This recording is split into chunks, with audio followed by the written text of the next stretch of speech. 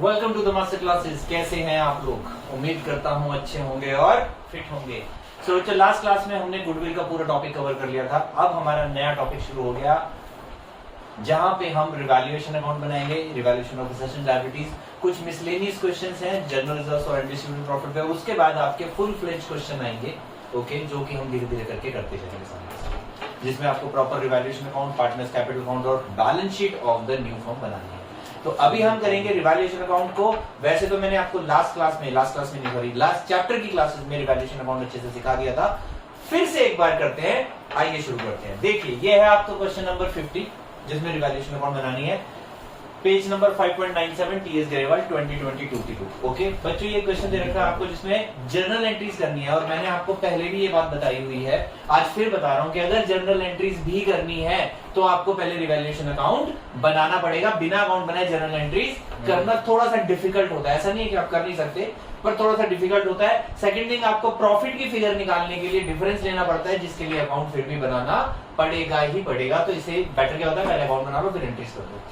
दूसरी बात मैंने आपको बताई थी कि रिवैल्यूएशन अकाउंट की हमेशा 3 जर्नल एंट्रीज होती है, एक डेबिट साइड की, एक क्रेडिट साइड की और एक प्रॉफिट या लॉस। तो वही 3 एंट्रीज अब हमें यहाँ पे पास करनी है। उससे पहले हम क्वेश्चन को समझ लेते हैं क्या रहा है। देखिए क्या रहा है, At the time of admission of partner Suresh, assets and liabilities of Ramesh and Naresh were revalued as follows. 5 उसने ट्रांजैक्शन दे रखी है। पहले कह रहा है provision for doubtful debts at the rate 10% was made on sundry debtor. Debtor 50,000 के 50,000 के हमारे डेटर्स हैं, उन पे प्रोविजन बनाना है। 11th क्लास में आपने ये बहुत अच्छे से किया है। ओल्ड प्रोविजन, न्यू प्रोविजन, ये वही चीज है। ओल्ड प्रोविजन नाम की कोई चीज है नहीं, तो न्यू प्रोविजन बनाना है, यानी कि 50,000 का 10% जो कि 5,000 आ जाएगा प्रोविजन बना के। वहां का लिखते थे P&L की डेबिट साइड में, यहाँ का लिखेंगे रिवैल्यूएशन अकाउंट की डेबिट साइड। नेक्स्ट वो कह रहा है क्रेडिटर्स और रिटर्न बैक। फायदा हो गया, 5,000 रुपए के क्रेडिटर्स हमें नहीं देने, कम हो गए। फायदा, ये फायदे की साइड होती है, ये नुकसान की साइड होती है, यानी कि एक्सपेंसेस और लॉसेज यहाँ आते हैं और गेन्स यहाँ पे आते हैं, ठीक है। या एप्रिसिएशन, यानी कि वैसे मैंने आपको बताया था, फिर बता देता हूँ, increase in asset, decrease in liabilities and provision यहाँ आता है, और decrease in asset, increase in liabilities and provision यहाँ आता है। बात समझ में आ गई? तो अब वो क्या कर रहा है, लायबिलिटी कम हो गई तो हम यहाँ लिख देते हैं। आगे वो कह रहा है बिल्डिंग है 2 लाख रुपए की जिसकी वैल्यू 20% बढ़ गई तो फायदा हो गया, घाटा हो गया? फायदा हो गया। तो हमने बिल्डिंग की 20% वैल्यू बढ़ा के यहाँ लिख दी। रीवैल्यू कर रहे हैं, रीवैल्यू का मतलब नई वैल्यूज आ रही है एसेट्स की। वैल्यू बढ़ गई, फायदा हो गया, वैल्यू घट गई, नुकसान हो गया। फायदा हो गया, यहाँ लिख दो, नुकसान हो गया, यहाँ लिख दो। इतना ही आसान है। बात समझ में आ रही है? नेक्स्ट वो कह रहा है अनरिकॉर्डेड इन्वेस्टमेंट है, यानी कि हमने कोई शेयर्स खरीद रखे थे, हमें याद ही नहीं थे, ऐसा समझ लो, ठीक है। तो वो क्या हो गया, फायदा हो गया, यानी कि इन्वेस्टमेंट जो अभी तक 0 बढ़ी थी उसकी वैल्यू कितनी हो गई अब 15,000, फायदा हो गया फिर से। आगे वो कह रहा है प्रोविजन बनाना है आउटस्टैंडिंग बिल ऑफ रिपेयर्स। तुमने कोई रिपेयर कराया होगा कुछ भी, उसका एक बिल आउटस्टैंडिंग पड़ा है जो कि तुमने अभी तक नहीं दिया, पे नहीं किया, भरा नहीं है, तो उसके लिए प्रोविजन बना लो कि भाई वो देना है तो क्या आना, खर्चा बढ़ गया हमारा, हमने यहाँ लिख दिया। बात समझ में आ गई? आगे कह रहा है एक और ऐसे सप्लायर्स के टुवर्ड्स हमारी लायबिलिटी आ गई है, यानी कि कोई सामान लिया होगा उधार अपने सप्लायर से और हमने ध्यान नहीं रहा, रिकॉर्ड नहीं करा, अनरिकॉर्डेड पड़ी है, तो वो हमने सप्लायर्स लिख के 3,000 की लायबिलिटी अपने सर पे क्रिएट कर लिया, यानी कि लायबिलिटी बढ़ गई, नुकसान हो गया, पैसे जाएंगे, ऐसे समझ लो। नुकसान तो नहीं हुआ बट पैसे देने हैं आप जेब से, तो जो देने हैं तो यहाँ लिख लो। दोनों साइड्स को टोटल करोगे 50,000 तो प्रॉफिट निकलेगा। ये साइड ज्यादा होती है तो प्रॉफिट आता है, ये साइड ज्यादा होती है तो लॉस आता है।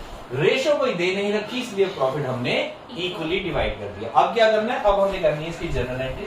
जर्नल एंट्री मांगे, एक एंट्री होगी डेबिट साइड की, ठीक है। क्या बनेगी, रिवैल्यूएशन अकाउंट डेबिट। किस किस से, provision for doubtful debts, provision for outstanding bills of repair और 2 सप्लायर। ओके, ये हो जाएगा 3,000, 2,000, 5,000, टोटल हो गया 10,000। एक एंट्री तो ये हो गई। दूसरी एंट्री बनेगी यहाँ की, क्या एंट्री बनेगी, क्रेडिट साइड। क्रेडिट साइड की एंट्री क्या बनेगी, creditors debit, building debit, investment debit, building debit,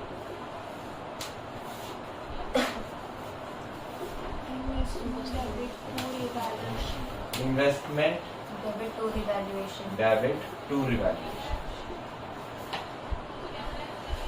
5,000 40,000 15,000 total आ गया।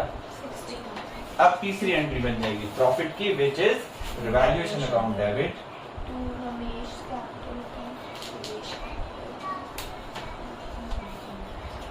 टू रमेश कैपिटल अकाउंट और to Naresh capital account. Profit आया है हमारा 50,000 का, जो कि हमने इन दोनों को 25,000 और 25,000 में डिस्ट्रीब्यूट किया। तो ये था हमारा रिवैल्यूएशन अकाउंट। उम्मीद करता हूँ ये आपको फिर से समझ में आ गया होगा अच्छे से। ओके बच्चों, और अगर फिर भी कोई डाउट है तो आप कमेंट बॉक्स में कमेंट करते हैं। नेक्स्ट क्लास में हम रिजर्व्स के और बाकी सारे जो एक्यूमुलेटेड प्रॉफिट्स हैं, जनरल रिजर्व हैं, स्पेशल रिजर्व जो मैंने आपको बताए थे, इन्वेस्टमेंट फ्लक्चुएशन और वर्कमैन कंपनसेशन, तो उनके क्वेश्चंस करेंगे और उसके बाद हम करेंगे अपने फुल फ्लेज क्वेश्चन इस चैप्टर के, जिसमें हमें एडमिशन पे पूरी प्रॉपर्ली एक क्वेश्चन में बैलेंस शीट बनानी है, रिवैल्यूएशन बनाना है और पार्टनर्स कैपिटल अकाउंट भी बनाना है। राइट, तो मिलते हैं आपसे नेक्स्ट क्लास में। Till then please take care of yourself.